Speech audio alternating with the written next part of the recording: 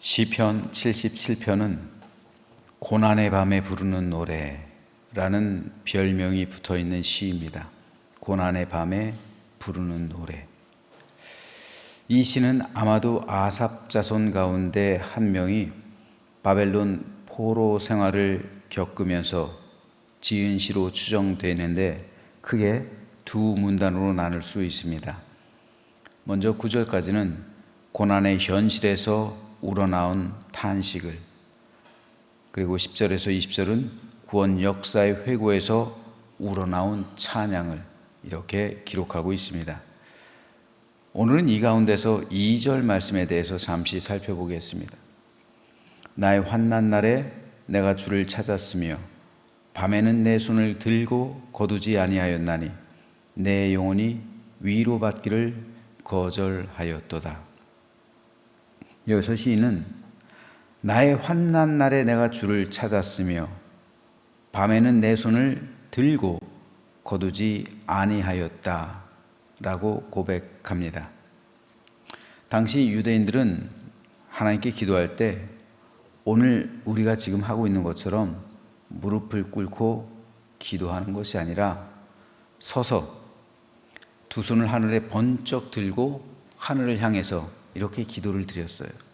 이게 전통적인 유대인의 기도법입니다. 하늘에 계신 하나님께서 나를 보시고 내 기도를 들어달라는 의미에서였습니다. 따라서 밤에도 내 손을 들고 그 손을 거두지 않았다라는 말은 기도하는 손을 내리지 않았다. 다시 말해서 계속해서 기도했다라는 거예요. 어쩌면 낮에 시작한 기도를 밤에까지 이어갔다라는 말입니다. 즉 쉬지 않고 기도했다는 거예요. 어쩌면 낮에 기도를 하고 또 밤에도 기도를 하고 새벽에도 기도를 하고 이렇게 계속해서 하나님께 기도를 드렸음을 말하고 있는 겁니다. 특별히 시인은 기도하는 가운데 내 영혼이 위로받기를 거절했다 라고 말하는 거예요. 여기서 위로는 하늘로부터 오는 위로가 아니라 사람에게서 오는 위로를 말하는 거예요. 내가 계속 서서 이렇게 기도하고 있으니까 사람들이 걱정을 하겠죠. 그러니까 와서 위로하는 거예요. 와서 위로해주고 그만해도 돼, 괜찮을 거야 하면서 위로해 주었다는 거예요. 그러나 사람들이 자꾸 와서 그만해도 돼, 그러고 방해하는 걸로 여기고 위로받기를 거절했다는 거예요. 그냥 내비두라고, 나 계속 기도할 거라고. 이렇게 쉽게 말해서 이렇게 말했다는 겁니다. 환난을 당했을 때 많은 사람이 와서 그 사람을 위로해 줍니다. 그러나 시인은 사람이 하는 위로를 거절해요. 왜 그렇습니까? 아무리 사람이 와서 위로를 해주어도 문제는 해결되지 않았기 때문입니다. 모든 문제의 원인, 그것을 해결하실 수 있는 분은 오직 하나님밖에 없어요. 그 문제가 해결될까지 사람이 아무리 위로를 해주면 뭐합니까? 문제가 해결되지 않는데. 그러니까 시인은 사람의 위로를 거절하는 거예요. 그리고 하나님께 응답받기까지, 그 문제가 해결되기까지 쉬지 않고 기도할 것이라고 고백하는 거예요. 이것은 오늘 우리에게 두 가지 중요한 도전을 줍니다. 첫째로, 환난 날에 우리를 위로하실 수 있는 분은 오직 하나님밖에 없다는 사실이에요. 사람이 위로를 전해줄 수는 있어요. 하지만 그것이 근본적인 문제 해결이 될 수 없습니다. 아무리 많은 위로를 사람에게서 받아도 문제의 근원이 풀리지 않는다면 그 심령은 평강을 누릴 수 없는 거예요. 그렇다면 우리는 어떻게 해야 참다운 위로를 받을 수 있으며 문제의 원인을 해결할 수 있겠습니까? 기도로 하나님께 매달릴 수밖에 없는 거예요. 사람은 환난을 당하게 되면 일반적으로 그 입에서 원망과 불평이 쏟아져 나옵니다. 이게 일반적인 사람이에요. 왜요? 그 마음이 걱정, 초조, 불안, 염려, 위기, 번민, 갈등 이런 것으로 채워지니까 당연히 그 입을 열면 그 속에서 나오는 불평, 원망, 짜증, 분노 이런 것이 튀어나올 수밖에 없는 거예요. 그래서 이 분노가, 이 원망이, 이 불평이 하나님을 향하기도 하고요. 그리고 사람을 향하기도 해요. 내 가족을 향하기도 하고요. 내 친구를 향하기도 하고요. 또 교회에선 성도를 향하기도 해요. 그러나 원망과 불평한다고 해서 그 마음이 위로를 받을까요? 내가 내 속에 있는 불안, 걱정, 초조, 근심 이것을 다 쏟아낸다고 해서 내 마음이 개운해질까요? 그렇지 않죠. 원망과 불평한다고 해서 문제가 해결되지는 않습니다. 그것은 고난과 환난의 때 전혀 도움이 되지 않아요. 출애굽한 이스라엘 백성이 광야에 길에서 물이 없으면 목마르다고, 먹을 것이 없으면 배고프다고, 고기가 없으면 씹을 것이 없다고 하나님과 모세에 대해서 끊임없이 원망과 불평을 쏟아냅니다. 그런데 그 결과가 어떻게 돼요? 백성의 원망과 불평에 대해서 어느 정도 용인하시던 하나님께서 그것이 반복되니까 결국엔 진노하시게 돼요. 그리고 그들에게 불뱀을 보내시는 거예요. 결국 죽음의 재앙이 찾아온 거예요. 내 마음에 안 든다고 해서, 내 생각대로 되지 않는다고 해서, 내 뜻대로 안 된다고 해서, 내 마음에 흡족하지 않다고 해서 원망과 불평을 쏟아낸다면 어떤 도움도 되지 않는 겁니다. 내가 살아가다 보면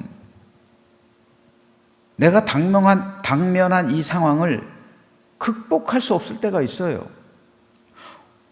우리 인생 가운데 아무리 노력해도 될 수 없는 것들이 있습니다. 그런데 내가 아무리 노력해도 될 수 없는 것은 그건 내가 할 수 있는 게 아니에요. 여러분 그걸 깨달아야 돼요. 내가 아무리 노력해도 될 수 없는 건 그건 내 영역이 아닙니다. 그건 내 영역에 속한 게 아니라 하나님의 영역이에요. 그런데 하나님의 영역에 속한 건데, 그래서 될 수가 없는 건데 내가 불평하고 원망한다고 해서 됩니까? 일이 풀려지지가 않는 거예요. 하나님의 영역에 속한 것은 하나님만이 하실 수 있는 일이에요. 홍해가 그렇잖아요. 반석에서 물이 솟는 것도 그렇잖아요. 만나면 메추라기가 그렇잖아요. 구름기둥, 불기둥이 그렇잖아요. 이것은 내 영역이 아니에요. 하나님께 속한 영역이지. 그건 내가 노력한다고 해서, 내가 수고하고 내가 땀 흘린다고 해서 되는 이 문제가 아닙니다. 그것은 하나님의 영역이에요. 그런데 목마르다고 해서, 고기가 없다고 해서, 마실 것이 없다고 해서, 씹을 것이 없다고 해서, 단 것이 없다고 해서 불평하고 원망한다면 그건 하나님의 진노를 가져오는 겁니다. 하나님의 영역에 속한 것은 오직 하나님만이 하실 수 있는 일입니다. 따라서 우리는 그때 우리의 입술로 불평하고 원망할 것이 아니라 내 입을 열어 그 입술로 하나님께 기도해야 되는 거예요. 즉 기도의 자리로 나아가야 한다는 말입니다. 환난이 깊으면 깊을수록 더욱 간절히 하나님께 부르짖어야 돼요. 오늘 본문에서 시인은 환난 날에 사람에게서 위로받기를 거절하고 주를 찾았으며 밤에는 내 손을 들고 거두지 않고 쉬지 않고 기도했다고 고백합니다. 바로 이런 사람의 기도가 있었기 때문에 그들은, 아삽 후손들은 70년이 흐른 뒤에 고향으로 돌아갈 수 있었던 거예요. 그래서 다시 성전을 짓고 그들의 조상이 했던 것처럼 찬양한 일을 할 수 있었던 거예요. 하나님의 영역에 속한 것, 하나님만이 하실 수 있죠. 그래서 그때까지 기도하는 수밖에 없는 거예요. 그때까지 사람의 위로를 거절하는 거예요. 그래서 매튜 헤니는 환난 날은 기도의 날이 되어야 한다 라고 말한 거예요. 환난 날은 기도의 날이 되어야 한다고요. 어리석은 사람은 환난 날에 불평과 원망으로 자신의 삶을 채웁니다. 하지만 그것은 사실상 하나님의 진노를 채우는 거예요.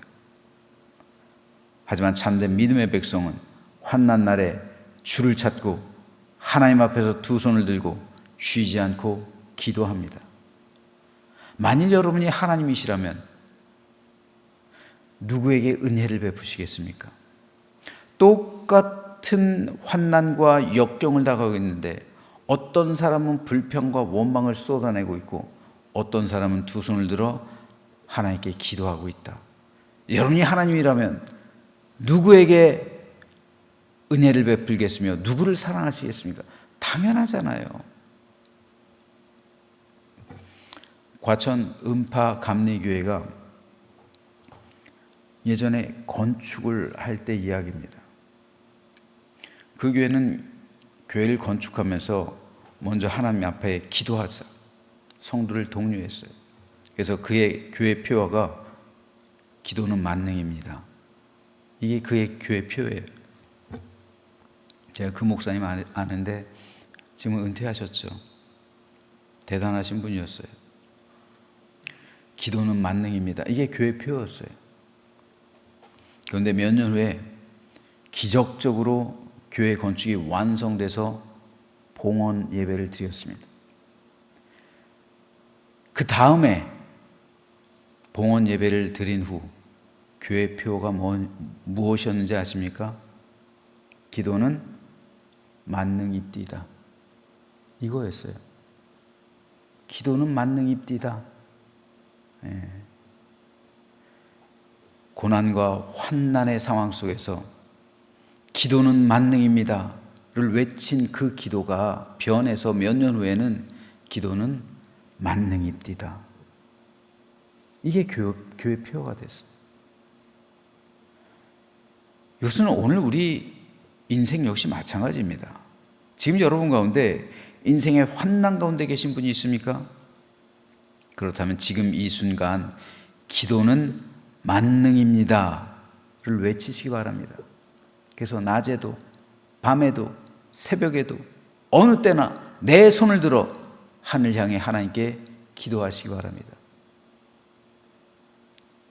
그리고 신약에서는 골방에 들어가서 무릎을 꿇고 하나님께 부르짖으시기 바랍니다.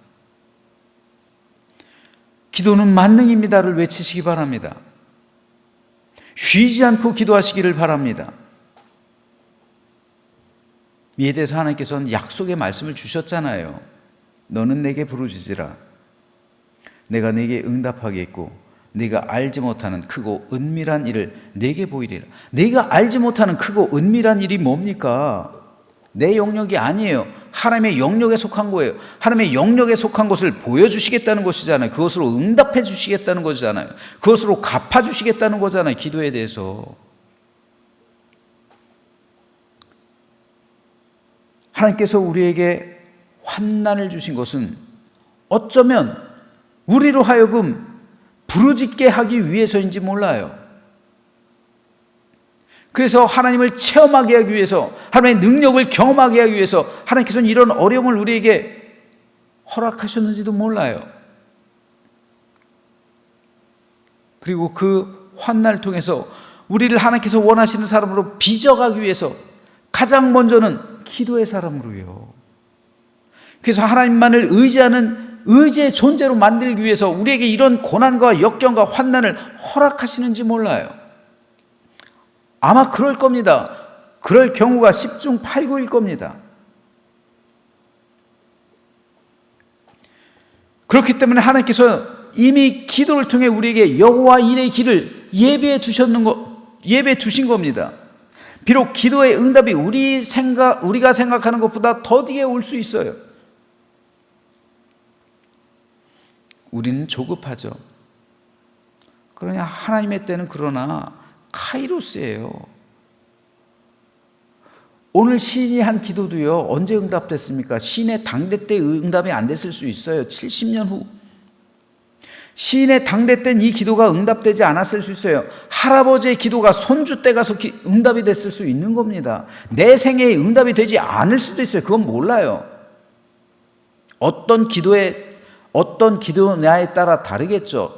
이렇게 민족적인 기도는 대를 이어서 갈 수도 있는 거예요.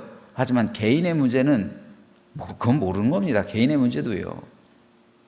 자녀의 구원 문제, 내가 죽은 다음에 응답될 수도 있어요. 모르는 거, 아무것도 모르는 거예요. 우린 조급해요.